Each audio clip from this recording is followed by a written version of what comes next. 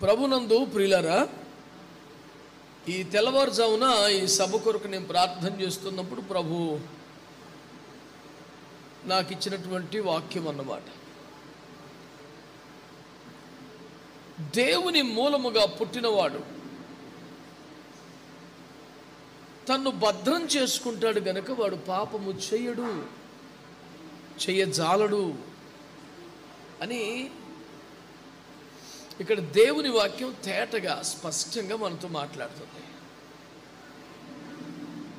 మనందరం దృష్టి పెట్టవలసిన మాట ఏంటంటే, దేవుని మూలముగా పుడితే గనక వాడు పాపము చేయడు, చేయజాలడు అని వాక్యం చెప్తుంది. ఒక దైవికమైనటువంటి తిరిగి జన్మించిన అనుభవంతో పాత జీవితాన్ని పూర్తిగా సమాధి చేసి నూతన సృష్టిగా మార్చబడి దేవుని కొరకు జీవించాలని ఒక తపన కలిగిన క్రైస్తవుడు ఎవడైనా ఉంటే వాడు పాపము చేయడు, చేయజాలడు అంటాడు. ఏవాడు మామూలు మనిషి కాదా? అందరికి వస్తున్న శోధనలు వానికి రావా? మరంత గ్యారెంటీగా వాడు పాపము చెయ్యడు, చేయజాలడు అని బైబిల్ ఎందుకు మాట్లాడుతోంది అని అంటే, అక్కడ ఒక అద్భుతమైన సంగతిని పరిశుద్ధాత్మ దేవుడు రాయించాడు. అదేమనగా అతడు తనను భద్రము చేసుకుంటాడు, అతడు తాను కాపాడుకుంటాడు. తన ఆత్మీయ జీవితం కానీ వ్యక్తిగత జీవితం కానీ ఏమాత్రం దెబ్బతినకుండా, బలహీన పడకుండా అతడు తను భద్రం చేసుకుంటాడు. ఈ రోజున క్రైస్తవుడికి, మరి విశేషంగా దైవ సేవకుడికి ఖచ్చితంగా తెలియాల్సిన ఒక విషయం, తనను ఎలాగో భద్రం చేసుకోవడమో అనేది రావాలి. ఈ రోజుల్లో ఆరోగ్యం కాకపోయినా మిగిలిపోయిన ఆహారాన్ని పడవేయలేక కాపాడి దాచి మళ్ళీ దాన్ని తినే జ్ఞానాన్ని, సాంకేతిక పరిజ్ఞానాన్ని సంపాదించుకుంటున్నాం. చరిత్ర కోసం, జ్ఞాపకార్థం ఉండటం కోసం తరతరాల వస్తు సంపదను కాపాడుకునే జ్ఞానాన్ని కలిగి ఉంటున్నాం. కానీ వీటన్నిటికన్నా విలువైన వ్యక్తివి నీవే కదా. నీకున్న వాటిలో అన్నిటికన్నా ఖరీదైంది దేవుడిచ్చిన రక్షణే కదా. నేను అనబడుతున్నటువంటి జీవితంలో విలువైనది దేహము కంటే ఆత్మే కదా. దానికి సంబంధించి నువ్వు ఏ మేరకు భద్రపరుచుకునే జ్ఞానాన్ని, మెలకువని, సామర్థ్యాన్ని సంపాదించుకున్నావు. That is what your Christianity is. నీకు ఎన్ని వాక్యాలు తెలుసు, ఎన్ని ప్రసంగాలు చేయగలవు, ఎంతమంది పాస్టర్లకి కౌంటర్ వేయగలవు, ఎంతమంది ప్రసంగికులకు మార్కులు వేయగలవు. That is not your Christianity. నువ్వు ఎంతగా భద్రపరచుకోగలుగుతావో that is what your Christianity.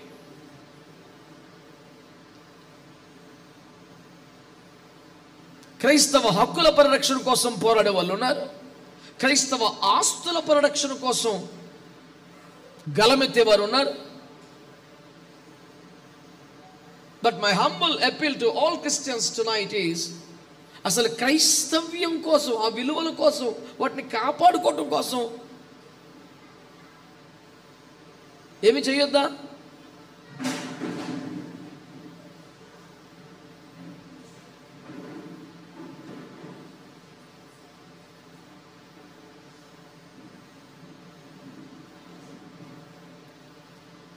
దేవుని వాక్యం ఒక సవాలుతో కూడినటువంటి విషయాన్ని మన ముందు పెడుతోంది.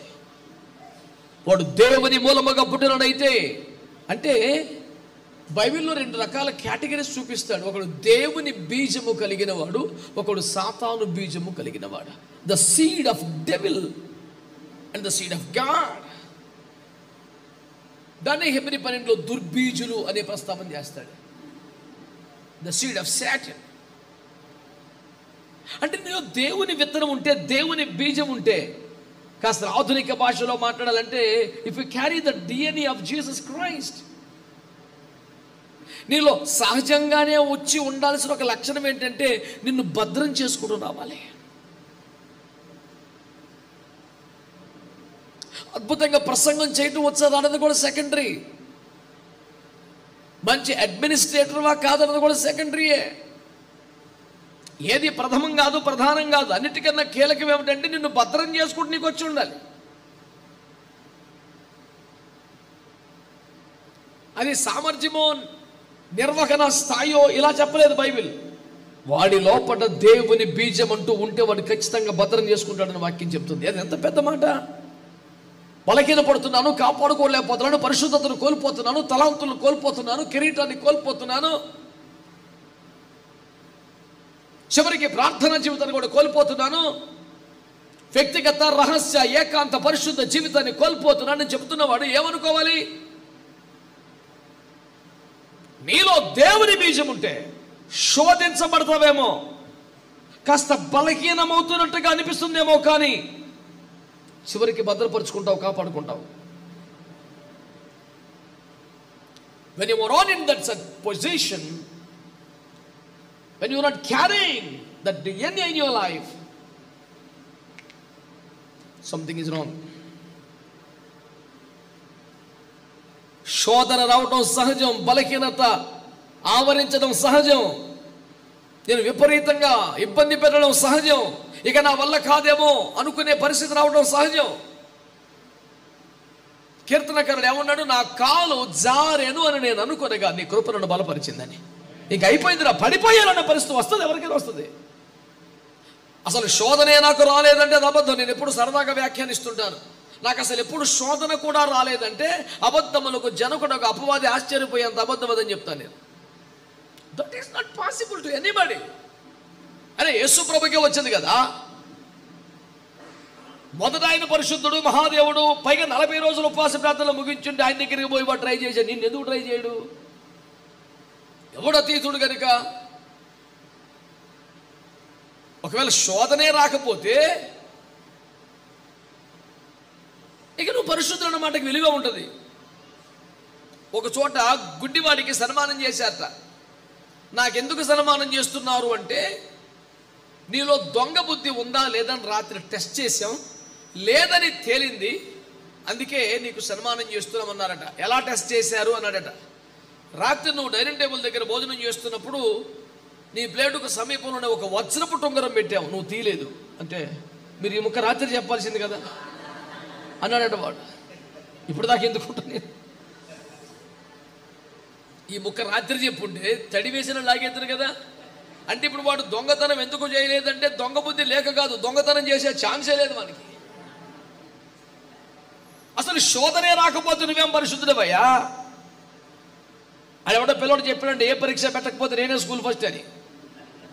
That is not case. శోధన రావాలి, పరీక్ష రావాలా. అమ్మ బాబాయ్కి గెలవలేనేమో, తట్టుకోలేనేమో అని ఊగిసలాడిపోయి ఇక అయిపోయిందేమో అనే పరిస్థితిలో చివరి దాకా దేవుని కృపపై ఆధారపడి ఏడ్చి ప్రార్థన చేసి వాక్యాలు ఒప్పుకొని వాగ్దానం ఒప్పుకొని నానా తిప్పలు పడి పరిశుద్ధుల ప్రార్థన సహకారం తీసుకొని మొత్తానికి బచాయించి నిలబడితే దట్ ఈస్ వాట్ క్రిస్టియానిటీ. అసలు శోధన రాదు నాకంటే.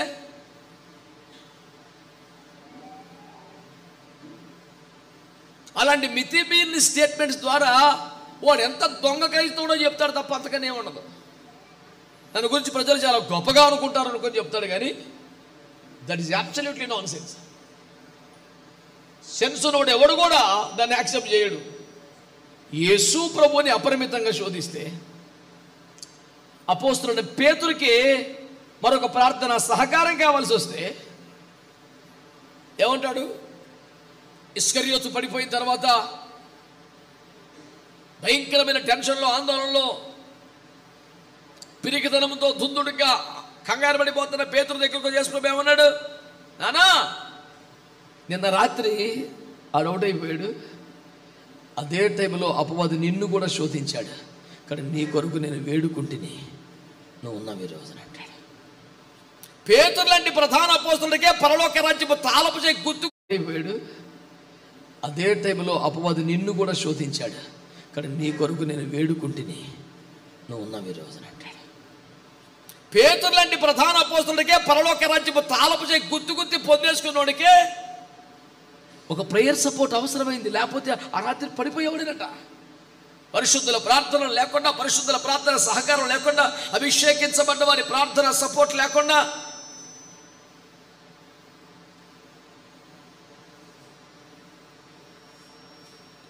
నీకున్న నాలెడ్జ్తో, కెపాసిటీతో, ఎక్స్పీరియన్స్తో బచాయించగలమనుకుంటే అది వాక్యానుసారమైన క్రైస్తవ్యం కాదని జ్ఞాపకం చేస్తున్నాడు. Yes, we need to have the prayer support of saints. Don't just feel so independent. I can manage on my own. So-called experienced Christianity from forefathers, we know Bible. So what? Yeah. From Adam, Satan knows everybody. 4 తరములుగా మేము వాక్యం ఎరిగిన వారమంటే ఆదాము కానుంచి మనుషులు ఎరిగిన వాడు ఆడు. ఈ డైలాగులతో ఎవడు సాతాన్ని కంట్రోల్ చేయలేడు కదా. ఒకటే, దేవుని బీజము నీలో ఉంటే అనండి. మనకు రావలసిన విజిలేంటి? పాటలు, ప్రార్థనలు, ప్రసంగాలు, మేనేజ్మెంట్లు, తెలివితేటలు, ఆర్గ్యుమెంట్లు ఇవన్నీ రాపోయినా మనల్ని మనం భద్రం చేసుకోవటం అయితే వస్తుంది. ఆమేన్. ఇప్పుడు ఎవరు భద్రంగా ఉన్నారు చేతులు ఎత్తమనే లాంటి దుర్మార్గమైన ప్రయత్నం నేనేమి చేయను. ఎందుకంటే నేను వచ్చింది మిమ్మల్ని ఇబ్బంది పెట్టడానికో, పరువు తీయడానికో కాదు. మీతో కలిసి ప్రార్థన చేసి ఒకవేళ దేవుని కృప ఇంకా ఎక్కువగా ఎవరికైనా అవసరమైతే వారి పక్షంగా దేవుని సేవకునిగా మీకోసం ప్రార్థన చేయడానికి. ఆమేన్. ఒక సవాలు పెడుతున్నాడు దేవుడు మన ముందు. దేవుని మూలముగా పుట్టిన వాడివైతే నువ్వు కాపాడుకోవాలి రాబాయ్. ఈ దేవుని బీజమును గురించిన ప్రస్తావన వచ్చింది కనుక ఒకసారి ఆ మాట ప్రస్తావించి వెళ్ళిపోతాను నేను. హెబ్రీ పత్రిక 12:7 ఏమంటాడు? కుమారులైన వారందరూ శిక్షలో పాలు పొందుచున్నారు. మీరు పాలు పొందిన ఎడల కుమారులు, పాలు పొందకపోతే దుర్బీజులే గారి కుమారులు. అంటే when somebody is not accepting the punishment from above, వాళ్ళు దేవుని బీజం లేదు. పాస్టర్ గారైనా, సంఘ పెద్ద అయినా, కొత్తోడైనా, పాతోడైనా, ఎవరైనా కరెక్షన్ యాక్సెప్ట్ చేయకపోతే, దిద్దుబాటును అంగీకరించకపోతే, పనిష్మెంట్ని స్వీకరించకపోతే మంచిది కాదండి, బాగోదండి కాదు. నువ్వు అసలు దుర్బీజుడివి. నువ్వు ఎవరివిగా, no matter who you are. If you are ready, if you are not ready to accept correction, you are carrying the seed of devil, not the seed of God. ఆ మధ్య ఒకడు నా దగ్గరికి పరిచర్యకు వచ్చాడు. ఒకరోజు తెల్లవారేసరికి సూట్ కేసు సర్దుకొని గుమ్మలో నుంచున్నాడు. ఎవరా అంటే వెళ్ళిపోతానన్నాడు. ఏమైందిరా అంటే, వాడు కుల్లా నాకు చెప్పిన ముచ్చట. అంకుల్, నన్ను ఎవరైనా క్వశ్చన్ చేస్తే నాకు నచ్చదు అంకుల్. నన్ను నువ్వు ఇంకొక క్షణం ఉన్నా నాకు నచ్చదురా. ఏకదం శైతాన్గా బేటామనగా అయితే చెల్లరే ఆశే. ఎవడివిరా నువ్వు? అసలు నిన్నెవడు ప్రశ్నించకూడదా? నిన్నెవడు ఏం అనకూడదా? నిన్ను అసలు అడగకూడదా? ఎవడురా నువ్వు? మరి దారే పోయేవాడు నిన్ను అడిగితే సాత్వికంతో జవాబు చెప్పని యేసు ప్రభు చెప్తుంటే, ట్రైనింగ్లో ఉండి, శిష్యరికలో ఉండి, పరిచర్యలో ఉండి, తరబీదులో ఉండి దాన్ని ఎవడు ప్రశ్నించకూడదంటే నువ్వు దుర్బీజుడివి. దేవుని బీజం లేదు నీతో. ప్రశ్నిస్తేనే అంతకాడికి వస్తే, శిక్షిస్తే ఏమైతావరా నువ్వు? ఉల్టా వీడియో చంపేస్తావా? నువ్వు దేవుని బీజము కలిగిన వ్యక్తివైతే కాపాడుకుంటావు. నీ ఆత్మీయ జీవితాన్ని కాపాడుకోవడానికి, నిన్ను శుద్ధి చేయడానికి, నిన్ను సరిచేయడానికి, నిన్ను బలపరచడానికి దేవుని వాక్యము కానీ, దేవుని ఆత్మ కానీ, దైవ జనులు కానీ ప్రయత్నించినప్పుడు ఆ సరిచేయుటను, ఆ దిద్దుబాటును, ఆ శిక్ష చేయుటను నువ్వు యాక్సెప్ట్ చేయగలిగితే, ఇది నాకు మంచిదే కదా, నా మేలు కోసమే కదా, నా ఆత్మీయ జీవిత ఔన్నత్యం కోసమే కదా అనే ఒక భావన నీలో ఉందో, కొద్దో గొప్ప దేవుని బీజం ఉన్నట్టు లెక్క. లేకపోతే అసలు మన డిపార్ట్మెంటే కాదు. అసలు ఆ బీజమే లేకపోతే you are not belongs to church, you are not belongs to Christ. నువ్వు దేవునికి, దేవుని సంఘానికి చెందినవాడివి కాదు. అసలు 50వ కీర్తనలో ఏమన్నాడు దేవుడు? అసలు నా మందిరంలోకి రమ్మన్న వాడేవాడు నిన్ను, నా నిబంధన నోట వచ్చించేది. అసలు నిన్ను ఎవడు రమ్మన్నాడు చర్చికి? మళ్ళీ ఇంకా వాక్యాలు మాట్లాడతావేంటి, పో బయటికి అన్నాడు. ఎత్తుగాడు చేసిన పాపేంటి, దశమాకు వెళ్ళదంటే బోల్డ్ ఇచ్చాడు. ఇప్పుడు భక్తులందరూ దశమాకు ఇస్తున్నాం కనుక I have a church member because I am paying my tithe here. క్రైస్తవ్యం కూడా, సంఘం కూడా ఆర్థిక లావాదేవీల ప్రాతిపదికనే మనుగడ సాగించడమా ఏమిటి? దౌర్భాగ్య దరిద్రం అని. చిచ్చి చిచ్చి చిచ్చి చిచ్చి.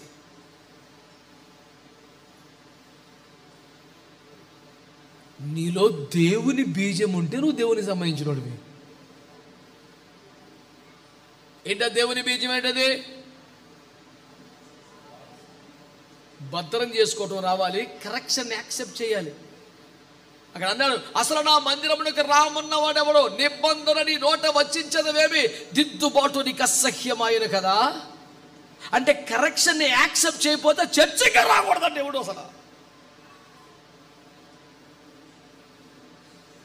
దేవుని వాక్యం నోటితో పలకూడదంట మరి ఎవడైనా సరే.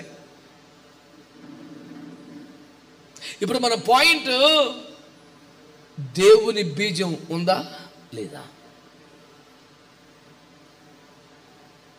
Forget about so-called experience Christianity and all the things you have done for the Lord in ministry. Just check yourself whether you have the God's seed or not. Unfortunately, you may be carrying the seed of devil, which is very dangerous for the society also. దేవుని భయము కలిగి పశ్చాత్తాపడి ఒకవేళ దేవుని బీజమును కాక దుర్బీజమును కానీ ఒకవేళ కలిగి ఉంటే దేవుని పాదాల మీద పడి సరి చేసుకుని నూతన పరచబడి ఒక నూతన సృష్టిగా మారిపోయి కొత్తగా జన్మించిన శిశువును పోలి నీ ఆధ్యాత్మికతను మరలా ప్రారంభిస్తే నీకు ఇక తిరుగుండదు. దేవునికి స్తోత్రం కలుగునుగా. చెప్పొచ్చు, పర్లేదు అందరూ హల్లెలూయా. ఈ రాత్రి మన పాయింట్ ఒకటే, దేవుని బీజము కలిగిన వాడైతే తన్ను భద్రం చేసుకుంటాడు. క్రైస్తవుడికి ఏమి రావాలి? విశ్వాసికి ఏమి రావాలి? సంఘానికి ఏమి రావాలి? దైవజనుడికి ఏమి రావాలి?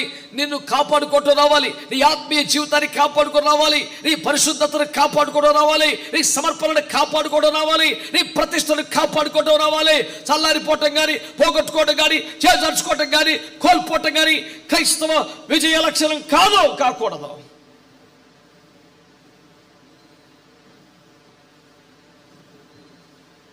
It is a serious and a severe warning from the Holy Spirit God tonight for every Christian. చాలా మంచిగా తీవ్రంగా తీసుకునవలసిన ముచ్చట. దేవుని మూలముగా పుట్టినవాడు తన్ను భద్రం చేసుకుంటాడు. Can somebody say amen for that? Amen. దేవుని మూలముగా పుట్టినవాడు చెప్పండి ఏం చేస్తారు? చెప్పండి, తన్ను భద్రం చేసుకుంటాడు. భద్రపరుచుకోవాలి, కాపాడుకోవాలి, సంరక్షించుకోవాలి. దుష్టుని చేతికి దొరకకుండా, ఎత్తుకొని పోకుండా, అపహరింపబడకుండా, నష్టపోకుండా కాపాడుకోవాలి.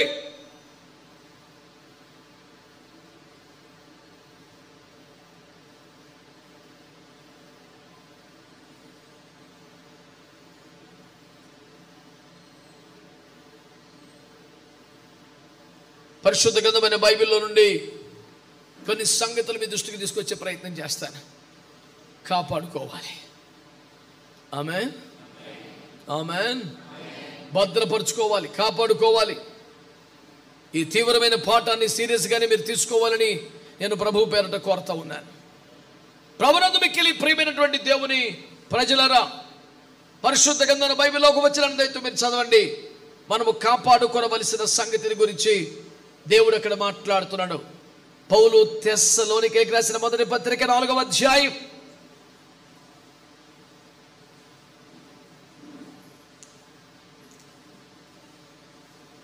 3-4 వచనాలు.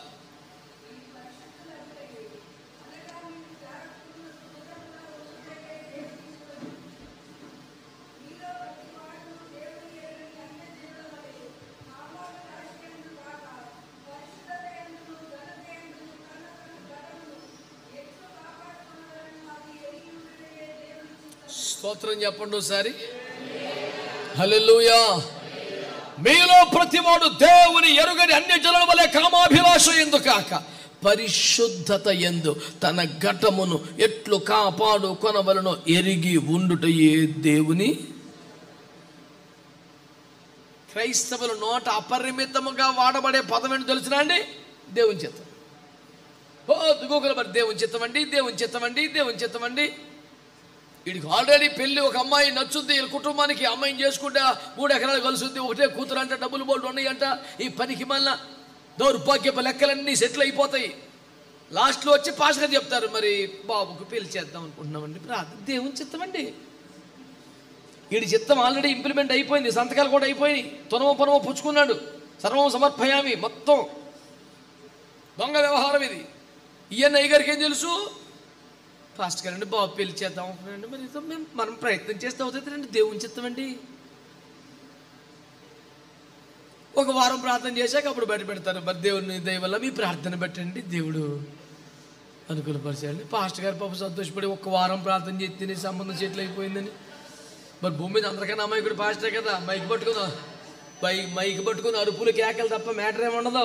వీళ్ళు ఏం చెప్తే నమ్మటమే, ఏసు రక్తమే చేయం. భూమి మీద ఎవరినైనా బోల్తా కొట్టించాలంటే పాస్టర్ గారే అందులో.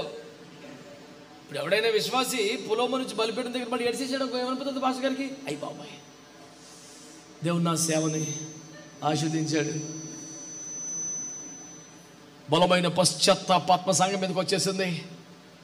చాలా తడి పొడిగా ఉండే మనిషి రాత్రి కన్నీళ్లతో కరిగిపోయింది. హల్లెలూయా, గొప్ప ఉద్యమం వస్తుంది సంఘంలో అనుకుంటాడు. వాళ్ళు బయటికి వెళ్ళి కోట మామూలే. మళ్ళీ ఈ పెళ్లికి సంబంధించి నేను చాలా సంవత్సరాల నుంచి చెప్తుంటాను, మీకు కూడా చెప్తాను. 4 ముక్కలో దేవుని చిత్తాన్ని అడ్డగోలుగా వాడేస్తున్నారని చెప్పేసి ABCDEFGలు అంటారు. ఒక పెళ్లి సంబంధంకి వెళ్ళినప్పుడు వాళ్ళు ఆత్మీయులా కాదా, మారు మనసు పొందారా, రక్షణ అనుభవం ఉందా, పరిశుద్ధాత్మ నమ్ముతారా, దేవుని దర్శనానికి లోబడతారా, సంఘమా, సహవాసమా, ఈ కదా చూడాలి. అబ్బే ఫస్ట్ ఏజ్ చూస్తారు. ఏజ్ సెట్ అయితే ఓకే పర్లేదండి. 2 బ్యూటీ, అమ్మాయి బాగుంటుందా, అయ్యి బాబాయ్ వద్దులేండి బాబా. 3 నీచ నికృష్ట పాపిష్ట సిగ్గుమాలిన క్యాస్ట్, ఏమాత్రం రోషం లేని సన్నాసి రకం క్రైస్తవుడు, చూసే వ్యవహారం. ఉత్తి కాగితాన్ని మాత్రమే మనకు వచ్చే చీప్ క్వాలిటీ క్రైస్తవుడు ఆడు. అది కూడా చూస్తాడు. ఎవరా ఎన్ని ఆదివారం మాట్లాడుకోకూడదు, ఇప్పుడే చెప్పో. అది కూడా అయిపోయిన తర్వాత పరమ కిరాతకమైనటువంటి దౌరి ఇది కూడా మాకేమొద్దండి, అమ్మాయికే, మీ అమ్మాయికి ఏమి ఇచ్చుకుంటారో మాకేమొద్దు, మీ అమ్మాయికే. ఈ దొంగ తెలివితే ఎట్లా ఎవరికి తెలియదు మొత్తానికి. అది కూడా అయిపోయిన తర్వాత ఎంతకీ అమ్మాయికి చదువుకుందంటారా, ఎడ్యుకేషను. అది కూడా అయిపోయిన తర్వాత ఫ్యామిలీ, కుటుంబం. ఎంత ఏంటి 5 ఆడపిల్లలా, వద్దులే బాబు. తలక మొక్క పంచితే మా ఊడికి ఏమవుతుంది, వద్దు. ఇన్ని సెటిల్ అయిపోతే అప్పుడు గాడ్స్ విల్ ఇవన్నీ ఫిక్స్ చేసుకొని చర్చకు వస్తాడు. ఎన్ని సెట్ అయితే మరి బాబుకి పెళ్లి చేద్దాం అనుకుంటున్నామండి, దేవుని చిత్తం అండి, అయ్యగారు ప్రార్థన చేయమంటే బాబా అయ్యగారికి ఏం తెలుసు, అలాగే నన్ను ప్రార్థన చేద్దాం. మళ్ళీ అయ్యగారు వచ్చి, అయ్యగారు దేవుడు మీ ప్రార్థనలకి సెట్ అయిపోయింది అయ్యగారు అంటే పాపం సంతోషపడిపోతాడు. అవునా నాన్న, దేవుడు ఎంత కృపగలవాడనా. లేదండి మీ ప్రార్థనేనండి అయ్యగారు, మీ ప్రార్థనేనండి అని. ఇప్పుడు ఇంతకీ ఏం చేస్తాడు అయ్యగారు? ముందరకాలకి బంధం వేస్తాడు, ఏమీ చేయకుండా. ఈ ఆచారాలు సాంప్రదాయాలు, పట్టుకునేది, ఎత్తుకునేది, మోసుకునేది, కట్టుకునేది, పోసుకునేది అన్నీ అడ్డం రాకుండా వేస్తున్నాడు అయ్యగారి మీద, కాళ్ళ మీద. అడ్డగోలుగా పిచ్చిగా ఎవడికి నచ్చినట్టుగా వాడుకునే విపరీత పదం ఏంటి? మహా లోపు అయిపోయింది ఆ పదం. ప్రతి ఒక్కడి మాట్లాడితే దేవుని చిత్తమన్నా మనం ఏం చేయగలం? ఇలాగ ఒకడు వాగుతుంటే నేను అన్నాను మొన్న, రే అసలు నీ ఉద్దేశంలో దేవుని చిత్తం ఏంట్రా అన్నాను. దొరికితే దేవుని చిత్తం అన్నా, జరగకపోతే దేవుని చిత్తం కాదనుకుంటామన్నా, అంతే. మరట్లే భూమి మీద జరిగేట్లో 90% దేవుని చిత్తం కానీయరా, 90% పాపాలే. వామ్మో, అన్యాయాలు, అక్రమాలు, దుర్మార్గాలు, మోసాలు, మానభంగాలు, బలాత్కారాలు, దోపిడీలు, దుర్మార్గాలు, అవినీతులు, అక్రమాలు. అసలు జరిగే 90% పాపమే కదా. ఇప్పుడు జరిగిందంతా అంటే జరిగితే దేవుని చిత్తం, జరగకపోతే 3 రోజులు ఉపవాసం ప్రార్థన చేస్తాడు, పని ఎవరితో దేవుని చిత్తం కాదన్నా. జరిగితే, జరగకపోతే నీ స్టాండర్డ్ మండిపోను. నీకు బైబిల్ నాలెడ్జ్ ఇంతే ఉందా? వాక్యం చదివిసావా? ఆ దేవుని చిత్తమా కాదా? మనకు అద్భుత భక్తుడు నా దగ్గరకు వచ్చానా, దేవుడు మీ ప్రార్థనలు ఆలకించి నాకు జాబ్ ఇచ్చాడన్నా అన్నాడు. నేను ఎన్ని పడున్నానుగా అన్నీ దేవుని చూత వల్ల. ఏం జాబురా అన్న? బార్ షాప్లో వచ్చిందంట. రే శైతానికి బేటా కైసే జాబ్ మిలారో చూసా అడుగు. మళ్ళీ అందులో నా ప్రార్థన వల్లంట. అమ్మ దుర్మార్గమా, ఇది న్యాయమట్రా? దేవుని భయం ఉందని కడుపులేడికి.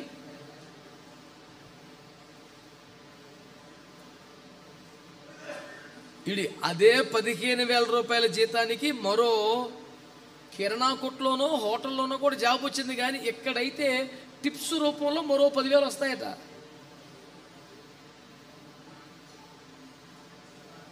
నేను అన్నాను, నువ్వు మర్యాదగా తొందరగా ఇంటికి వెళ్ళిపో, ఉపవాసం ఉండి శుద్ధీకరణ ప్రార్థన చేసుకొని మార్మల్స్ పొందుకొని, లేకపోతే దెబ్బలు తినేస్తామని అవసరం అని చెప్పి. నేను డౌట్ పడాలని వచ్చానంటున్నాడు.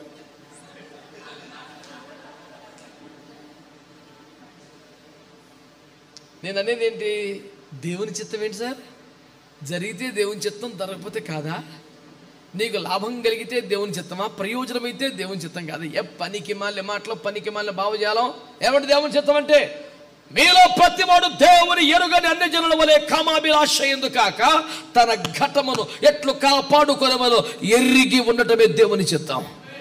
పొరపాటు అయిపోయిందని, బలహీనమైపోయిందని, జారిపోయి రోషం తక్కువ మాట్లాడుకో. ఈ ఘటమునగా శరీరమును, ఈ కొండను ఎలా కాపాడుకోవాలో తెలిసి ఉండటమే.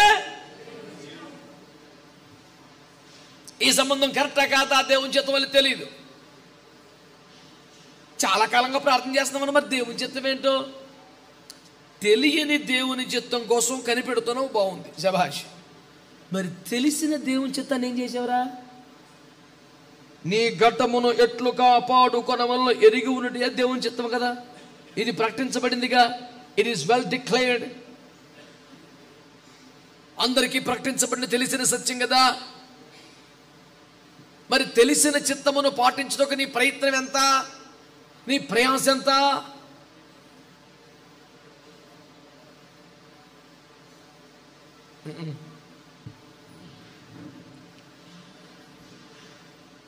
ఈ రోజున ఒక మంచి మాట మీ హృదయంలో తీసుకోవాలి. దేవుని మూలముగా పుట్టిన వాడైతే తనని ఏం చేసుకోవాలి? భద్రపరుచుకోవాలి, కాపాడుకోవాలి. దేవుని బీజం ఉంటే అదే దాని గుర్తు. నువ్వు ఒక ప్రవక్త దగ్గరికి వెళ్ళి మళ్ళీ బుర్రం చక్కలు అయ్యారో మీరు ప్రార్థన చేసి కనిపెట్టి చెప్పండి, నాలో దేవుని బీజం ఉందో లేకపోతే సైతాన్ బీజం ఉందో, అంత అవసరం లేదు. ఒక 24 గంటల కాలం నీ లైఫ్ నువ్వు స్టడీ చేయి, నీకు అర్థమైపోద్ది. ఈ దినమంతా నువ్వు కాపాడుకోగలిగావా? మాటల్లో పడిపోయావా, చూపుల్లో పడిపోయావా, తలంపుల్లో పడిపోయావా, స్పర్శలో పడిపోయావా, డబ్బులో పడిపోయావా, స్త్రీలో పడిపోయావా, పురుషుల్లో పడిపోయావా? ఎక్కడ నీకు అర్థమైపోద్ది.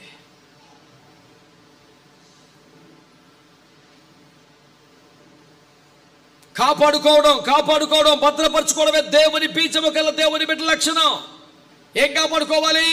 ఘటమును అనండి గట్టిగా. ఘటం అంటే కొండ, శరీరం.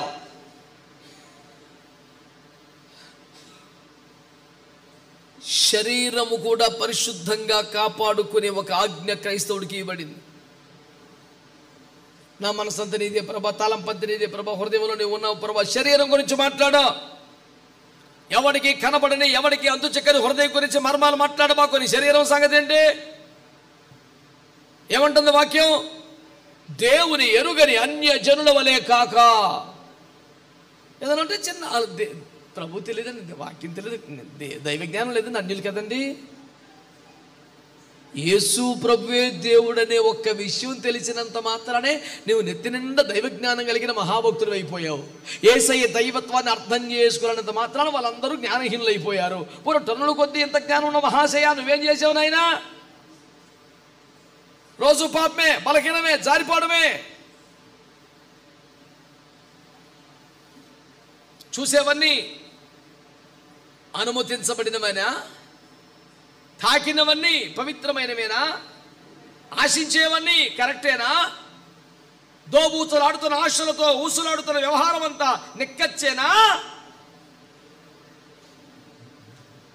మీరు దేవుని ఎరుగని అన్ని జనుల వలె కామాభిలాష ఎందుకాక తన ఘటమును శరీరమును ఎలాగూ కాపాడుకోవాలో. పాపిష్టి లోకం గనక అపవిత్రమైన మాటలు మాట్లాడుతుంటారు గనక, లేనిపోయిన ఆశలు రేపెడుతుంటారు గనక, రకరకాల ప్రలోభాలకు అవకాశాలు ఉన్నాయి గనక, ఈ ప్రపంచములో నా శరీరాన్ని ఎలా కాపాడుకోవాలో ఎరిగి ఉండటమే దేవుని చిత్తం. ఏంటో నన్ను ప్రార్థన చేసుకుని వెళ్తున్నాను కానీ ఇదో రకంగా తెలియని రీతిగా కాదు, తెలుసు ఉండాలి నీకు.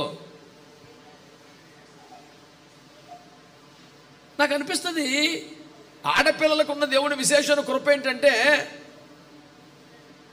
అట్లా మనిషి అట్లా దాటిపోతే, ఒక్కసారి మనిషిని చూస్తే అతని చూపులో కానీ ప్రవర్తనలో కానీ ఏమైనా కాస్త తేడా అనిపించినా, భూమి మీద ఏ లైట్ డిటెక్టర్కి ఏ పరికరానికి దొరకపోయినాడు, ఆడపిల్ల మనసుకు అర్థం వీడి కొంచెం తేడా ఉన్నాడు, వీడి కొంచెం డేంజరస్ పిల్లలో ఉన్నాడు, అర్జెంటుగా అర్థమైపోయే ఇంత ప్రపంచంలో ఎవరికి లేనంత టెక్నాలజీ దేవుడు బిడ్డ నీ చేతిలో పెట్టాడు కదా. ఒక సెకండ్లో అటు దాటిపోయేలోపు అమ్మో వీడేంద్రో కొంచెం తేడా ఉన్నాడు, నీకంత స్పీడ్గా అర్థమయ్యేంత కెపాసిటీ చేసినో ఇచ్చాడు కదా. మరి బలహీనరాలు ప్రభా, బలహీనరాలు ఎరా, నీకున్న కెపాసిటీ భూమి మీద ఏ కంప్యూటర్కి లేదు, నీకున్న నాలెడ్జ్ ప్రపంచంలో ఏ సిస్టమ్కి లేదు. అంత శక్తి పెట్టాడు దేవుడు. అంటే నీకు అర్థమైపోతుంది, ట్రిగర్ అయిపోతున్నాడు, దీనికి కొంచెం తేడాగా ఉన్నాడు, ఇది కరెక్ట్ కాదని. ఆ జ్ఞానమును దేవుడు నీలో పెట్టాడు. ఇన్బిల్ట్ కెపాసిటీ అది. కొత్తగా ట్రై చేయక్కర్లా, కౌన్సిలింగ్కి వెళ్ళక్కర్లా, కాలేజీకి వెళ్ళక్కర్లా, నీలో కృప ఉంది.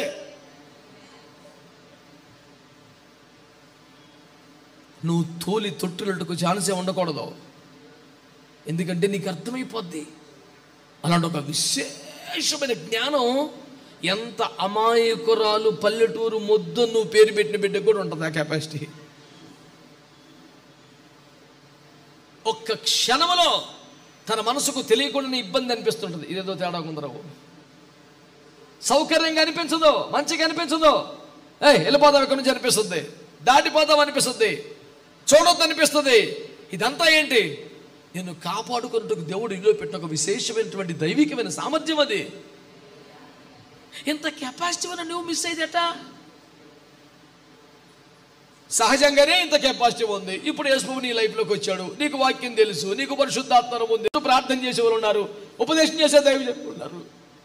ఇంతమందిని పెట్టుకోడుగా బలహీనరాలని ప్రభా, పడిపోతున్నాను ప్రభా, ఎవరికా ఏ క్లాస్ అని కాన్సెప్ట్ స్కూల్లో చేరి మళ్ళీ రోజు ట్యూషన్లు పెట్టించుకొని ప్రైవేట్ క్లాసులు పెట్టుకొని ఒంటికి చదివి ఫెయిల్ అయిపోతే బుర్రలేకపోతే సరే ఎందుక ముద్ద అవుతారు? మరి టైం వేస్ట్, డబ్బులు వేస్ట్ ఎంతకాలం?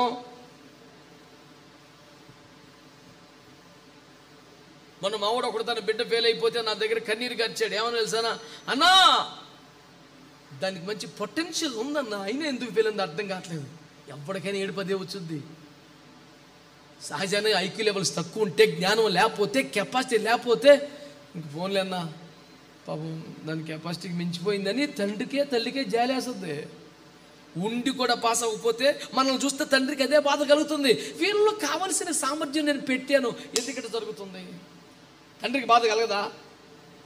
ఈ భక్తుడు అప్పుడే కొనిపోబడ్డాడు. దేవునికి స్తోత్రం. హల్లెలూయా, హల్లెలూయా.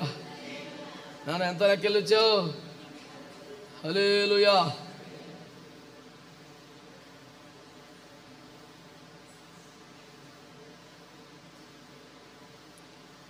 దేవుని సంగమా, దేవుని ప్రజలను శ్రద్ధగా ఈ మాటలు వినాలని కోరుతున్నాను. నేను చెప్తున్నాను, నా మనసు పవిత్రమండి, నా అంతరంగం పవిత్రం, నా హృదయం పవిత్రమండి, నా దేవునికి తెలుసండి. డైలాగులతో శరీరము కూడా పవిత్రంగా కాపాడుకోవాల్సిన అవసరం ఉందని వాక్యం చెప్తుంది. అసలు అదే దేవుని చిత్తమని వాక్యం చెప్తుంది. దేవుని ఎరిగిన వాడివైతే ఈ ఘటమును కూడా పరిశుద్ధంగా కాపాడుకోవటమే దేవుని చిత్తం. అదే అజయ్ 7వ వచనంలో మీరు పవిత్రులుగా ఉండడానికి పిలువబడ్డారు, కానీ అపవిత్రులుగా ఉండడానికి మీరు అసలు మీ పిలుపే పరిశుద్ధత. నేను సేవా పిలుపు కోసం కనిపెడుతున్నాననియా, ఫుల్ టైం కోసం కనిపెడుతున్నాననియా, నా ఏ ప్రాంతంలో చేయాలో కనిపెడతాను. కనిపెట్టకుండానే ముందు చెప్పేసిన చిత్తం ఏంటి? పరిశుద్ధత. దాని సంగతి ఏం చేసావు? సేవలో జ్వరపట్టాక, ప్రసంగాలు మొదలెట్టాక, జనం మీద చేతులు వేసి ప్రార్థన చేశాక, నీ దరిద్రం దానికి ఇంపార్ట్ అయిన తర్వాత అప్పుడు పరిశుద్ధకు వస్తావా?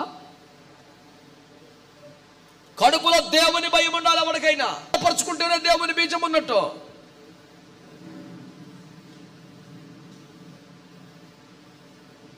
ఏం కాపాడుకోవాలి? ఘటమును, శరీరమును అనండి. నా శరీరమును కూడా పవిత్రంగా కాపాడుకోవాలి అనండి. ఏం పర్లేదు, మరొకసారి నా మీద కోపం చేసుకోకుండా ఇంకోసారి అనండి. ఆమేన్. నేను చూస్తుంటానండి, ఎక్కువగా ప్రయాణాలు చేస్తున్నా కదా, ఫ్లైట్లోను ట్రైన్లోను, న్యూస్ పేపరు ఇప్పుడు 5 రూపాయలకి వచ్చింది, ఒకప్పుడు 2 రూపాయలు 3 రూపాయలు. ఈ న్యూస్ పేపర్ కొనుక్కున్నవాడు చదివి పక్కన పెడతాడు. ఈ కొనుక్కోనోడు ఈ 5 రూపాయల కోసం పేనంత కొట్టుకెళ్ళిపోదు, చదువుతాడు. ఆడికని ఈడు ఎక్కువ చదివేస్తాడు, మళ్ళీ తీసేసుకుంటాడు కానీ టెన్షన్తో. సరే మొత్తం చదివేసిన తర్వాత తెలిపేటప్పుడు దిగేటప్పుడు నా పేపర్ స్టేషన్ వచ్చేసిందా, ఇవ్వు. ఆల్రెడీ చదివేసావు కదరా, ఏ అలమారలోనో ఎక్కడో ఎత్తాకే కదా, చెత్తలంటే పోగేసి పొట్లం కడతాకే కదా. నేను కొనుక్కున్నాను, 5 రూపాయలు పెట్టుకున్న దాన్ని ఎప్పటికీ వదిలిపెట్టవు కదా, మరి నీ జీవితం ఎందుకు అలా వదిలేస్తున్నావు సైతానికాడికి? నేను మా సంఘంలో రెగ్యులర్గా చెప్పే డైలాగ్ ఏంటంటే, నువ్విచ్చే కానుకల కన్నా నీ సమస్తం కన్నా నువ్వే కాస్ట్లీ. నువ్వు 1 కోటి రూపాయలు ఇచ్చినా ఆ డబ్బు కంటే నువ్వే కాస్ట్లీ. నీకన్నా విలువైన వ్యక్తి ఎవరున్నారు భూమి మీద? యూనిక్గా దేవుడు తయారు చేశాడు. నీ వేల ముద్దల ప్రత్యేకం, నీ సమస్తం ప్రత్యేకం. నిన్ను ఎంత ఇష్టపడి కోరుకొని దేవుడు తయారు చేసుకున్నాడు. నీ వల్ల కావట్లేదని తానే దిగి వచ్చి ప్రాణం పెట్టి అపవాది చేతిలోంచి విడిపించుటకు క్రయధనం చెల్లించుకొని రక్తాన్ని ఇచ్చి కాపాడుకున్నాడు, పరిశుద్ధపరుచుకున్నాడు, పరిశుద్ధ వాక్యాన్ని ఇచ్చాడు, పరిశుద్ధ ఆత్మని ఇచ్చాడు, పరిశుద్ధ జీవితానికి ఉపకరించే ఉపదేశాలు చేయటకు సేవకుల్ని ఇచ్చాడు, బలహీనం అయిపోకుండా ఒంటరితనం లేకుండా బలపడడానికి సహవాసాన్ని ఇచ్చాడు. ఇన్ని ఏర్పాట్లు చేసి కొంతకాలమే బిడ్డ, ఎంతకాలం ఉన్నాను ఈ లోకంలో, కొంచెం కాపాడుకుంటారా, తీసుకెళ్ళిపోతానరా, మీకు అన్నీ అరేంజ్ చేస్తున్నాను రా, వస్తున్నాను అంటే ఈ లోపు కక్కుర్తి పెడితే బతుకునేమనాలా? సిగ్గు ఎక్కువ లేకుండా ఒక మనిషి అంటాడు, చాలా అసహ్యంగా చెప్పడం అక్కడ, నువ్వు ఇలా పాపం చేసావట కదా, నువ్వు ఒక దైవజనుడు ఉండడానికి వీల్లేదు, బైబిల్ పట్టుకొని వేదికెక్కి మాటకి నీకు అర్హత లేదు అని అంటే, నేను ఎవరితో పాపం చేయలేదు, నేను వివాహం చేసుకోబోతున్న వ్యక్తితోనే.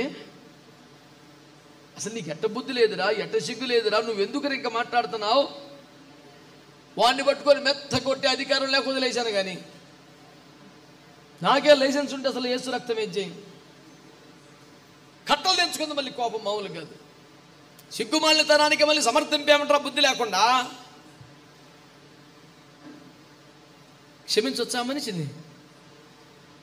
నువ్వు పాపాలు ఒప్పుకొని చేస్తున్న పని మానేసి మారు మనసు పొంది అప్పగించుకొని కుదురుగా దేవుని సద్దులో ఉండు. నువ్వు ఇతరులకు బోధించేంత అవసరం లేదు. హోతో పడిపోయావు, నువ్వు సిగ్గుమాలి చెడిపోయావు. అన్నది ఏంటంటే, మనకి ఇవ్వబడ్డ ఆజ్ఞే కాపాడుకుంటారా బాబు, భద్రపరచుకోండి అయ్యా, రాజీ పడకండి అయ్యా అని దేవుడు మాట్లాడుతున్నాడు. తన ఘటమును కాపాడుకోవాలి, శరీరమును కాపాడుకోవాలి. కొంతమందికి శరీరం వరకు అయితే జాగ్రత్తగా ఉంటారు, కానీ లోపల లోపల లోపల అసూయలు కానీ, ద్వేషాలు కానీ, గొడవలు కానీ, ఈ ఇద్దరు ఆశలు, బలహీనతలు. సామెతలు 4 ఏం మాట్లాడుతున్నాడు? నా కుమారుడా, అన్నిటికంటే ముఖ్యముగా నీ హృదయమును భద్రముగా కాపాడుకో, ఎందుకంటే అందులోంచి జీవధారలు బయలుదేరాలి.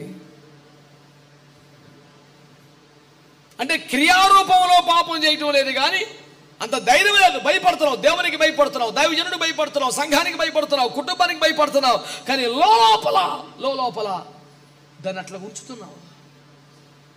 తుయతైరా సంఘంతో మాట్లాడుతూ సంఘ కాపరితో దేవుడు అన్నాడు, యెజెబెలు స్త్రీని నీవు ఉండనిచ్చుచున్నావు అంటే అర్థం ఏంటి?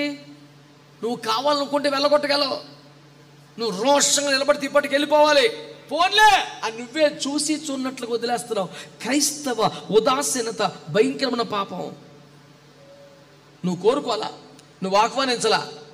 అదే సిగ్గుమాలి వచ్చింది ఒక ఆశ, ఒక బలహీనత, కోరిక, నువ్వేం చేయాలి? వెళ్ళగొట్టాలి. ఉండనిచ్చుచున్నావు. అంటే నీ సపోర్ట్ కూడా దొరికింది దానికి. మనిషి అన్నాక ఏదో ఒక బలహీనత ఉంటుందిలే, ఎవడు పరిపూర్ణుడు కాదులే, ఎవడు అచ్చమైన వాళ్ళే, నేను ఎన్నో విషయాల్లో సంఘాన్ని సహకరిస్తున్నాను, దేవుని రాజ్యం కోసం ప్రయాసపడుతున్నాను, ఈ మాత్రం బలహీనత మనిషి అన్నాక సహజమేలే, నువ్వే ఉండనిస్తున్నావు.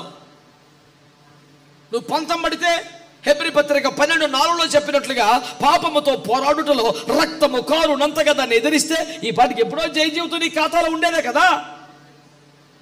పర్వాలేదని నీకు అనిపించింది, ఇది సహజమేలేని నీకు అనిపించింది, శరీరం ఉన్నంతకాలం ఇలాంటిది ఉంటుందిలేని నీకే అనిపించింది, నువ్వే ఉంచేసావు. తుయతైన సంఘానికి కాపరుకున్న పాస్టర్ గారు, రేయ్ నువ్వే ఉండనిస్తున్నావు, గంటే బయటికి వెళ్ళగొట్టేయి. దేవుడు ఇస్తున్న ఆజ్ఞది. ఈ పూట నా భారం, నా ఆసక్తి ఒకటే,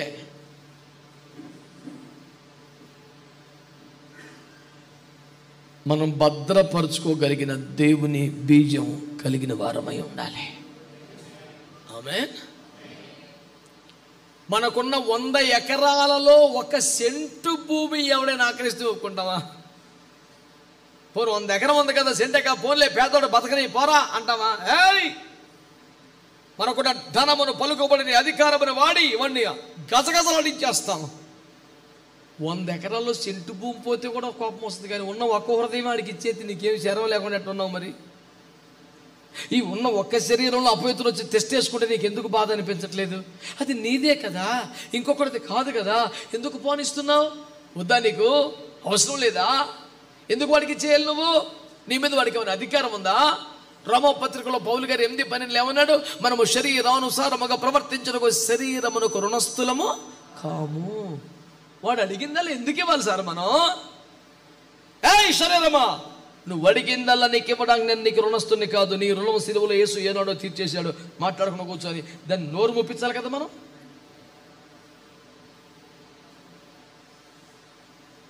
అందుచేత దేవుని సేవకుడిగా మీకు మనవి చేస్తున్నాను నేను. ఏమంటుంది దేవుని వాక్యం?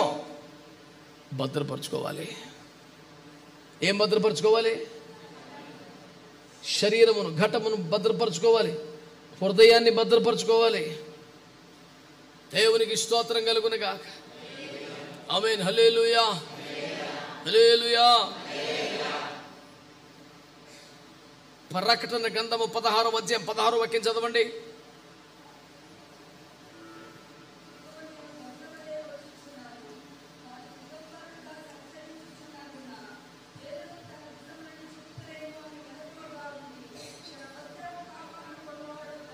స్తోత్రం చెప్పండి. హల్లెలూయా. ఏం కాపాడుకోవాలంట? ఇదిగో నేను త్వరగా వస్తున్నాను, దొంగ వలె మీరు అనుకున్న గడిలో వచ్చేస్తాను.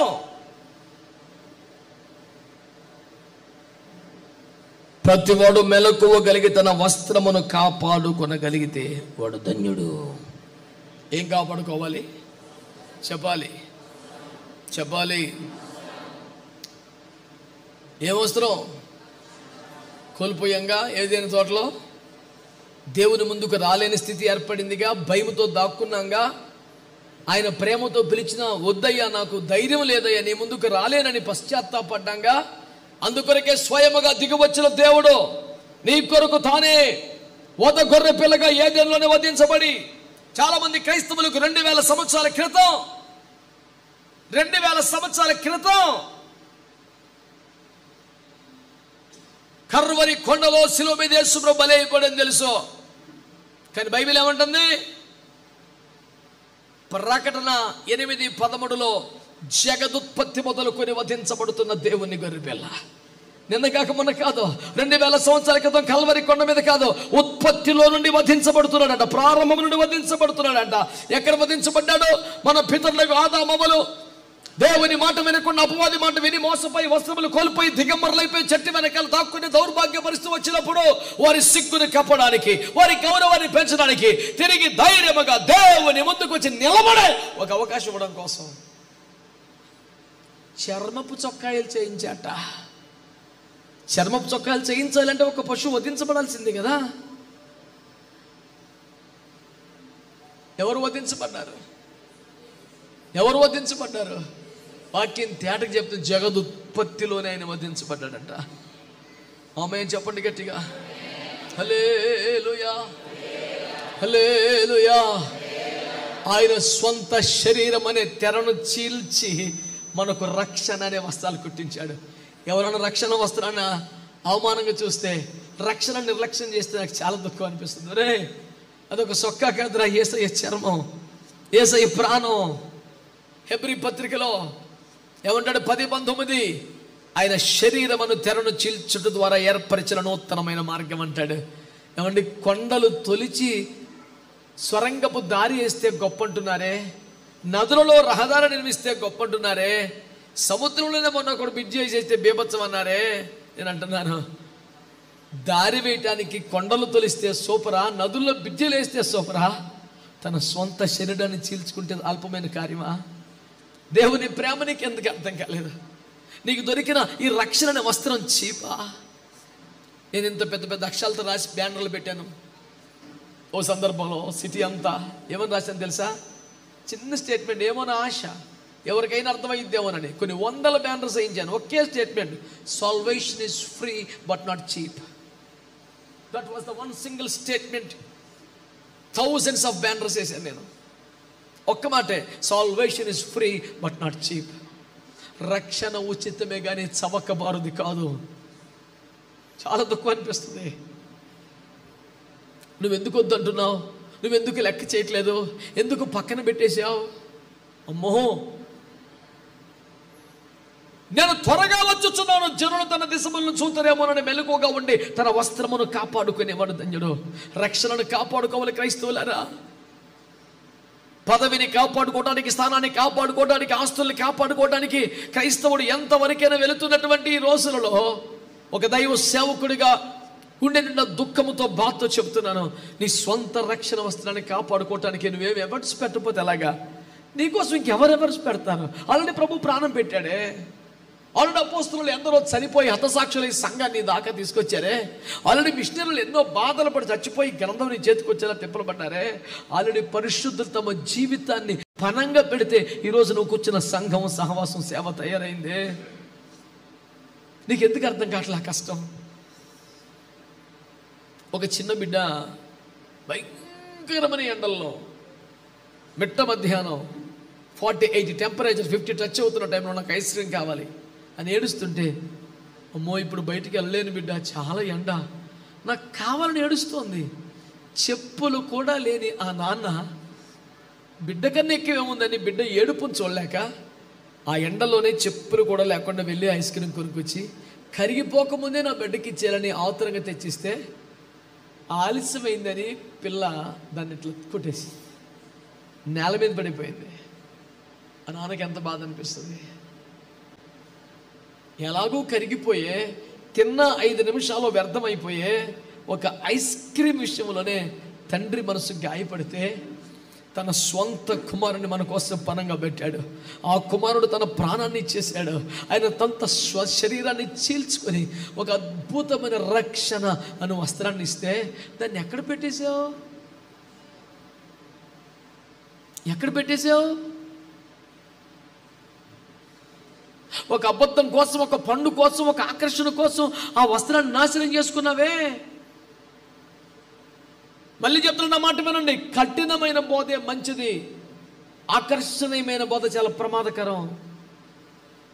30 ఏళ్ళుగా సేవచి ఎన్నో దేశాలు తిరిగి వేల కొలది బాప్తిస్మలు ఇచ్చి వేల కొలది సేవకుల్ని ఆర్డినేషన్ చేసి ఇంత పరిచయం చేసిన తర్వాత సౌకర్యంగా హాయిగా అనిపించి ఆమేన్ ప్రైజ్ ది లార్డ్ yes అనిపించే 4 మాటలు నా దగ్గర ఉండవా? చెప్పలేనా? చెప్పకూడదు. ఈ తెల్లవారుజామున 3:30కు లేపాడు ప్రభు నన్ను. కనీసం ఈరోజన్న మార్నింగ్ ఫ్లైట్ కాదు, ఆఫ్టర్నూన్ ఫ్లైట్ కదా, 5 దాకా పడుకుందాం అనుకున్నాను. 3:30 తుల్లిపట్టు మెలకు వస్తే లేచి చూశాను, టైం చూసుకుంటే 3:30. వామ్మని మళ్ళీ పడుకున్నా. ఎడ పడుకొని ఇచ్చాడు, కుదరట్లేదేక. లేచి కూర్చుంటే ఈ సభ గురించి నాకు ప్రభా అవును ఎలాగో మెలకు వచ్చింది, రాత్రి సభలు ఉన్నాయి ప్రభా, నేనే వాటికి చెప్పాలి నాయన. నిన్న 5 సభలు చేశాను, 4 ఆరాధనలు, 5వది ఆలయ ప్రతిష్ట. రాత్రి 7:30కి చేరుకున్నాను ఆ మందిరం దగ్గరికి. ఆలయ ప్రతిష్ట చేసి ఒక రిబ్బన్ కట్ చేసి 2 మొక్కలు చెప్పి వచ్చేస్తామని చెప్పారు. అక్కడికి వెళ్ళిన తర్వాత 4 అంతస్తులు. Cellar, first floor church, second floor, third floor. ప్రతి ఫ్లోర్ ఎక్కాల, ప్రతిది రిప్పని కట్ చేయాలి, ప్రతి ఎవరన్నా చేయించుకోవాలి. అమ్మ బాబు అయ్యారు మీరే చేయగలిగారు. అది ప్రేమ, నన్ను పనిష్మెంట్ నాకు అర్థమై సాగుతాం. ఇన్ని చేసి మళ్ళీ ఫస్ట్ ఫ్లోర్కి వచ్చిన తర్వాత అయ్యగారు మీరే ఆరాధన చేసి వాక్యం చెప్పండి. నాకు మేము వంట చేసి వడ్డించినా ప్రజలందరికీ. అబ్బా కాదులేండి, అసలు మీరే వర్షిప్ చేయాలా? మరి ఏం చేయను, ఓపిక లేదు, బలహీనుణ్ణి. 20 సంవత్సరాలుగా షుగర్ నన్ను ఆడుకుంటుంది ఒక రకంగా. వారంలో ప్రతిరోజు 3 ప్రసంగాలు ఉంటాయి, 1000 కిలోమీటర్ల ప్రయాణం ఉంటుంది. ఆదివారం వస్తే 5 ప్రసంగాలు ఉంటాయి. సర్లే మళ్ళీ వర్షిప్ చేసి వాక్యం చెప్పి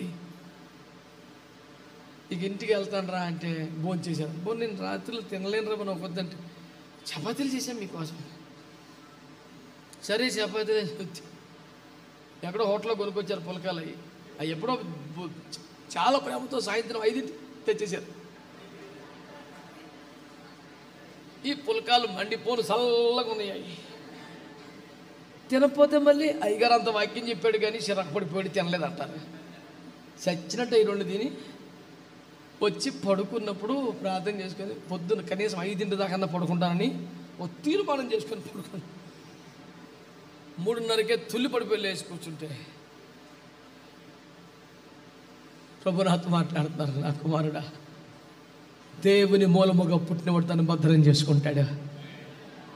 కడుపులో దేవుని భయంతో వాక్యం మోసుకొచ్చే మీ దగ్గరికి కాస్త జనరంజకమైన ఒక ఉపదేశం శాతగా కాదు. దేవునికి స్తోత్రం.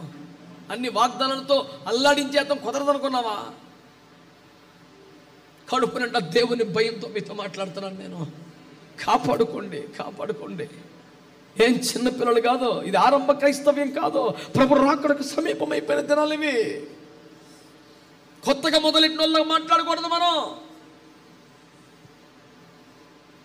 బలహీనమైనటువంటి మాటలు మనం ఇక మాట్లాడకూడదు. కార్యక్రమం మీదట మీరు పసిపిల్లలై గాలి చెదరగొట్టే పొట్టులాగా ఉండబాకండ్రా బాబు అని పౌలు గారు కన్నీరు పెట్టుకున్నాడు.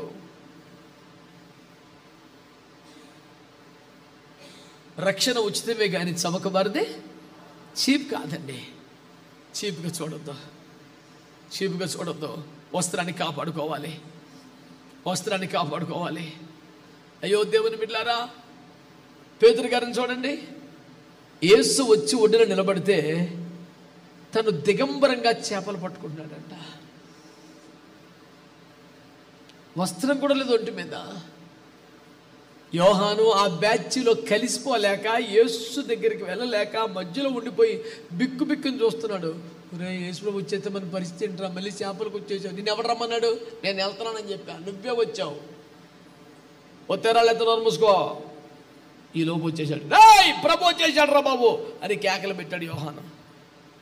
తుల్లిపడిపోయి వస్త్రం లేనందున సముద్రంలో దూకేశాడంట.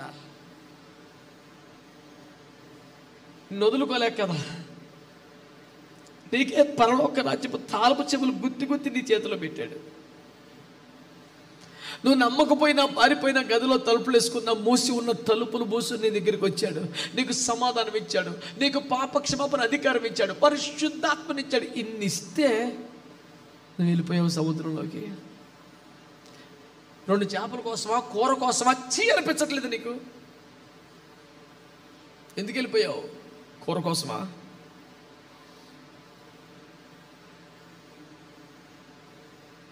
సంపాదన కోసం, జీవనోపాధి కోసం ఈ సేవ, ఈ సమర్పణ, ఈ ప్రయాణం నా వల్ల కాదురా బాబు.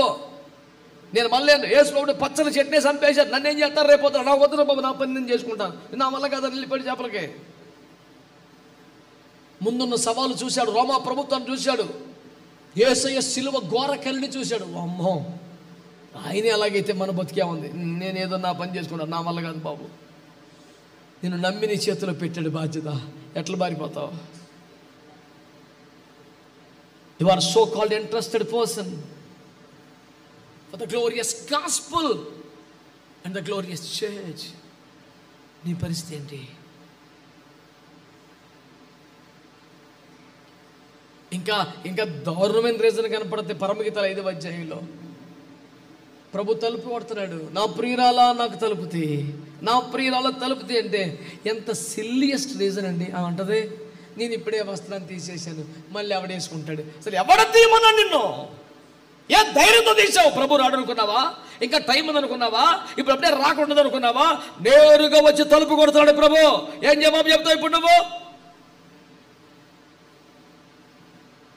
ఎంత దర్జాగా చెప్పచ్చు చూడండి. అసలు నేను ఇప్పుడే వస్త్రం తీసివేశాను, మరలా ఎవడేసుకుంటాడు? నా ప్రియునికి తలుపు తీద్దాం అనుకుంటే నా చేతులు మించి అత్త జటా మాంస గోపర స్థైలం కారిపోద్ది. నిన్ను ఎవడు పుసుకోమన్నాడు? దరిద్రం అంతా. ఇప్పుడు ప్రభువుకు తలుపు తీయలేని పరిస్థితి ఏర్పడింది. సిగ్గనిపించట్లేదు క్రైస్తవ్యానికి. నీ చేతిలో ఉన్నదేంటి? నీ ఒంటి మీద ఉన్నదేంటి? నీ మనసులో ఉన్నదేంటి? నువ్వు తీసేసింది ఏంటి? ఉంచుకోవాల్సిన వస్త్రం తీసేసావా? అనవసరం దరిద్రం పూసుకున్నావా? ఇప్పుడు ప్రభు కోసం తలుపు తీలేవా? లేచే వస్త్రం వేసుకోలేవా? అది ప్రభు స్వరమే అని తెలిసినా లేవలేకపోతున్నావు. దౌర్భాగ్యానికి వచ్చేసావు నువ్వు. వస్త్రాన్ని కాపాడుకోవాలి. నువ్వు ప్రభు రాకడ దినాలివి. దేవుని బీజమును కలిగిన వాడు మాత్రమే కాపాడుకుంటాడు. ఎన్నో సంపాదించుకున్నావు, చదువుకున్నావు, ఉద్యోగం సంపాదించావు, ఇల్లు సంపాదించుకున్నావు, వాహనం సంపాదించుకున్నావు, ఆస్తులు సంపాదించుకున్నావు. దండం పెట్టి చెబుతున్నాను, భద్రపరుచుకునే కృపను సంపాదించుకోండి.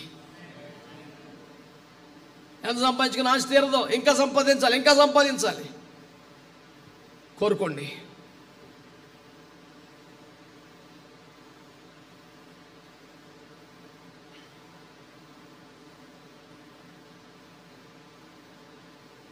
దేవుని వాక్యం తెలియజేస్తుంది ఇప్పుడు నీతో. కాపాడుకునే కృప. ఆమె కాపాడుకునే కృప కావాలి. యెరూషలేము నుండి ఎరుకోకు దిగి వెళుతుంటే వాడికి ఏమైందంట? వస్త్రం దొంగోడు లాగేసాడు. వాడు కొట్టలేదు, ముందు వస్త్రమును దొంగిలించి ఆ పెదప కొట్టాడంట. అంటే ఒకవేళ కొడితే వస్త్రధారిగా ఉంటే ఆ గాయాలతో కూడా పారిపోతాడేమోనని ముందు వాడిని పట్టుకొని వాడిని దిగంబరంగా మార్చేసాడు. ఇంకా పారిపోలేడు. అయ్యా నీ దండం పెడతాను రా, డబ్బులను తీసుకోరా, నా బట్టలు నాకు ఇచ్చారని వాడి వెనకాల తిరగాలి. ఇప్పుడు వాడు దుష్ట పన్నాగం అది. ఎందుకు కోల్పోయే వస్త్రాన్ని? ఎందుకు కోల్పోయే వస్త్రాన్ని నువ్వు? మళ్ళీ పాత జీవితానికి వెళ్ళిపోయి కదా, చేపల కోసం వెళ్ళి కదా వస్త్రాన్ని కోల్పోయింది. లేనిపోని శరీర ఆశలు, సోకులు, అత్తర్లు పూసుకొని అవి పూసుకొని ఈ సోకుల కోసం కాదు నువ్వు బట్టలు తీసేసింది. క్రైస్తవ్యానికి, నా మాట వినబడుతుందా? క్రైస్తవ్యానికి రోషం తగ్గి దమ్ము సరిపోక మళ్ళీ పాత జీవితానికి వెళ్ళటం వలన వస్త్రం కోల్పోతున్నారు. రెండో, అనవసరంగా మంచానికి మరిగి, సుఖానికి మరిగి, నిద్రపోతువై, సోకులకు మరిగి, వ్యర్థమైన వాటిని వంటికి పూసుకొని వస్త్రాన్ని కోల్పోయే స్థితిలోకి వస్తున్నావు. మూడు, యెరూషలేము నుండి ఎరుకోనికి వెళతా నువ్వు వస్త్రాన్ని కోల్పోతున్నావు. యెరూషలేము అంటే ఏంటి? దేవుని మందిరం ఉన్న చోటు, దేవుని సంఘం ఉన్న చోటు, సహవాసం ఉన్న చోటు, పరిశుద్ధులు కూడుకొని ప్రార్థన చేసే అనుభవం. మెల్లిమెల్లిగా సంఘానికి దూరం అవుతున్నావా? అన్నిట్లో యాక్టివ్గా ఉండే నీవు ఆదివారానికి మాత్రమే పరిమితం అయ్యావా? పరిశుద్ధుల శిబిరానికి దూరంగా ఉంటున్నావా? ఏదైనా ప్రాముఖ్యమైన కార్యక్రమం ఉంటే మాత్రమే వస్తున్నావా? సహవాసానికి, సంఘానికి, ప్రార్థనకి, మందిరానికి మెల్లిమెల్లిగా దూరం అవుతున్నావు అంటే నువ్వు వస్త్రాన్ని కోల్పోయే డేంజర్లో ఉన్నావు, ప్రమాదంలో ఉన్నావు.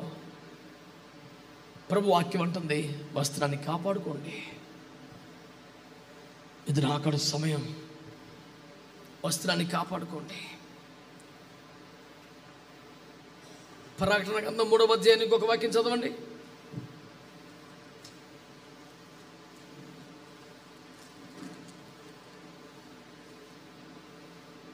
11.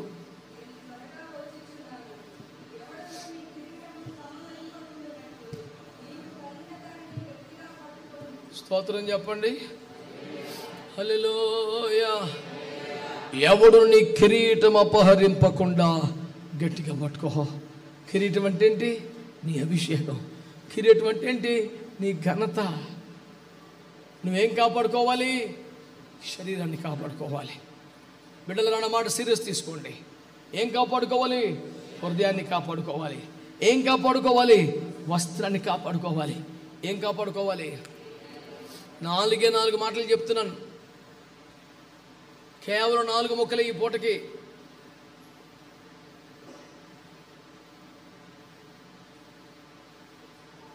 కొన్ని అనివార్య కారణాల వల్ల విపరీత జాప్యం ఏర్పడి ఈ పూట కొంత సమయం నష్టపోయాం. ఈ మాటతో ముగిస్తున్నాను. నేను కాపాడుకోవలసిన ఒక 4 చెప్తున్నాను మీకు. నేను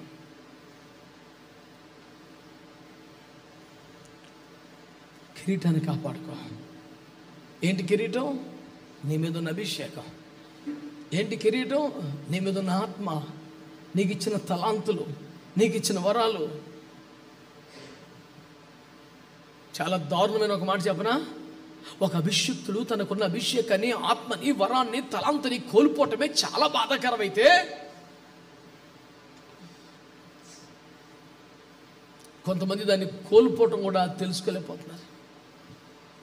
న్యాయాధిపతులు 16:20 మాట ఉన్నది, యెహోవా తనను ఎడబాసని సంసోనుకి తెలియక లేచి ఎప్పటి ఎట్లు విడజిమ్మదనుకున్నాడు. స్టేజి ఎక్కి మైకి పెట్టుకుని అరుపులు, కేకలు, గొడవ, గోల తప్ప దేవుడు తను ఎప్పుడో వదిలేసిన సంగతి తెలియట్లా. యెహోవా తనను ఎడబాసనని తనకి ఎంత ఘోరం, ఎంత ఘోరం. నేను ఎప్పుడు దాంతో పోలుస్తాను. షుగర్ పేషెంట్లు స్పర్శ కోల్పోతారు. చాలా కాలంగా అన్కంట్రోల్ డయాబెటీస్ ఉంటే మెల్లిగా స్పర్శపోతుంది.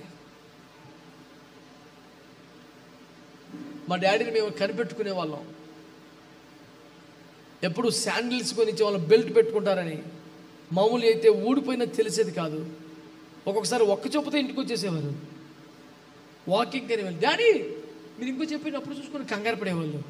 పోన్లే మీరు క్షేమంగా వచ్చేస్తారు, మీరు కూర్చొని నేను వెళ్ళి తీసుకొస్తాను, పోతే ఇంకోటి కొందాంలే, మీరు టెన్షన్ పడకండి. ఒకసారి అయితే కాలు ఎక్కడో తన్నుకున్నారు, బొట్ల మీద చితికిపోయింది, చెప్పంత రక్తమయం. తనకి ఎంత కూడా తెలియదు. వచ్చి చెప్పులిప్పి మామూలుగా ఇంట్లోకి వచ్చేస్తే ఇంటి నిండా రక్తం మరకలు. అయ్యో డాడీ కాళ్ళకి రక్తం వస్తుంటే అప్పుడు భయపడిపోతారు. అమ్మో అమ్మో అని కంగారు పడిపోతారు. కూర్చొని జాగ్రత్త కూర్చోబెట్టి ఏం కాదులే అని ఒక డాక్టర్ గారిని పిలుచుకొచ్చి ఫస్ట్ ఎయిడ్ చేయించి, చాలా గట్టిగా తగిలిందండి, అసలు నాకు తెలియలేదురా అన్నారు. ఎంత బాధ అది. ఈవెన్ డయాబెటీస్ అన్కంట్రోల్ కూడా వాళ్ళకి మ్యాసివ్ హార్ట్ అటాక్ వస్తే, స్ట్రోక్ వస్తే హాస్పిటల్కి వెళ్తే డాక్టర్ చెప్తాడు ఇది 3వ సారో 4వ సారో అని.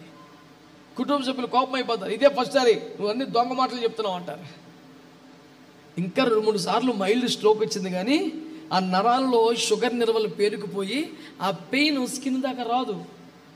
తెలీదు. ఎందుకు చెప్తాను ఇదంతా? నొప్పి కోల్పోవటం చాలా డేంజరస్ అండి. నొప్పి తెలిస్తేనే మనం సేఫ్గా ఉన్నట్టు.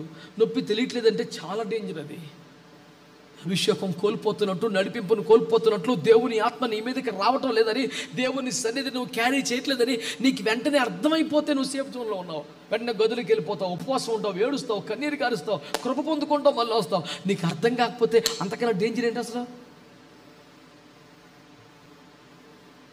ఇదిగో నేను త్వరగా వచ్చుచున్నాను.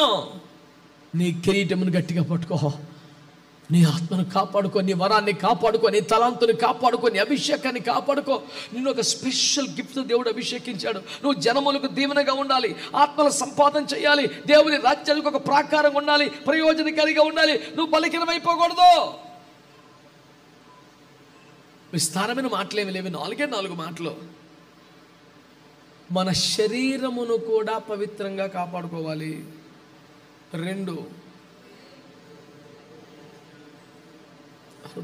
ఎక్కడ క్రియల్లో తప్పు చేయట్లేదు, కానీ లోపల కాపాడుకోవాలి. 3, నీ రక్షణ. 4, నీ కిరీటం. మళ్ళీ చెప్తున్నాను, కాపాడుకుంటేనే దేవుని బీజం నీలో ఉన్నట్టు. ఒడిదుడుకులు వస్తాయి, ప్రమాదం వస్తే బలహీనం అవుతావు, కానీ మొత్తాన్ని కాపాడుకుంటావు. స్ట్రగుల్ అవుతుంది, ఒక్కోసారి అంత ఈజీ అవ్వదు, కానీ కాపాడుకుంటావు. దేవుని బీజము కలిగిన వాడివైతే నువ్వేం చేయాలి? ఈ మాట నీ గుండె లోతుల్లోకి వెళ్ళాలి. ఈ రాత్రి నీకు నిద్ర పట్టకపోయినా సంతోషమే. దేవుని వాక్యం అంతరంగంలో, కీళ్ళలో, ములుగుల్లో దూరి నేను శోధించాలి. నువ్వు ఈరోజు ఇలా ఉన్నావంటే కారణం తెలుసా? దేవుని ప్రేమ, యేసయ్య కష్టం, పరిశుద్ధాత్మ ప్రయాస, దైవజనులు కష్టంతో, కన్నీళ్లతో, ఉపవాసాలతో, జాగరణాలతో నీ కోసం పడిన సేవ, ప్రయాస. నువ్వు పడిపోతే ఇవన్నీ వ్యర్థం చేసినట్టు, నువ్వు నిర్లక్ష్యంగా ఉంటే ఇదంతా వ్యర్థమైపోయినట్టు. సరదాగా కాసేపు నవ్వుకోవడానికి దేవుని సన్నిధా, కాసేపు ఎంటర్టైన్మెంట్ కోసం ప్రసంగమా, కాస్త భలే బాగుందే అనిపించుకోవడానికి ప్రసంగికుడా కాదు. ఈ రాత్రి మనందరం ఒక తీర్మానం చేద్దాం, అందరం ఒక తీర్మానం కొద్దాం. దేవుని బీజము కలిగిన వారి వలె కాపాడుకుందాం. అందరు చెప్పండి అన్నమాట. ఏం చేద్దాం, ఏం చేద్దాం, ఏమేం కాపాడుకుందాం? ఒకటి, శరీరాన్ని కూడా పవిత్రంగా కాపాడుకుందాం. తలంపుల దగ్గర కూడా జాగ్రత్త పడి హృదయాన్ని కాపాడుకుందాం. రక్షణ వస్త్రాన్ని కాపాడుకుందాం. కిరీటం అనగా ఘనత, అభిషేకం, వరాలు, తలాంతులు కాపాడుకుందాం. ఇవన్నీ కాపాడుకొనగలిగిన స్థాయే దేవుని బీజము కలిగి ఉండట. ఇంత బ్రతుకు బతికి మనలో దేవుని బీజం లేకపోతే, సాతాను బీజం ఉంటే ఇంకెందుకు మనం బ్రతుకు? మన మీద మనకి అసహ్యం అనిపించాలి, సిగ్గు అనిపించాలి, రోషం రావాలి, ఒక పశ్చాత్తాపం రావాలి, ఒక దైవావేశముతో కూడిన ఒక దుఃఖం రావాలి. అన్న అంటది, మిక్కిలి కోప కారణము చేత నేను కన్నీరు కారుస్తున్నానని. పిచ్చి కోపం వచ్చేసిందంట, ఏడుస్తుంది దేవుని సన్నిధిలో పడి. ఎంత సిగ్గు లేకుండా బతికానా, ఎంత నిసుగ్గా బతికానా, దేవుని బీజం లేకుండా బతికానా అని నీకే సిగ్గు అనిపించాలి, బాధ కలగాలి. మీలో ఆరోగ్యం సహకరిస్తే, అవకాశం ఉంటే ఎవరైనా మోకరించి ప్రార్థన చేస్తారా?